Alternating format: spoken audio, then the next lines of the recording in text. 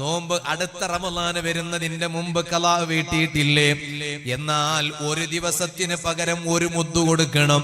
അത് വർഷങ്ങൾ ആവർത്തിച്ചു വരുന്നതനുസരിച്ച് മുദ്ദുകൾ വർദ്ധിപ്പിച്ച് ഓരോണ്ണം എണ്ണം കൂട്ടിക്കൊടുക്കണം.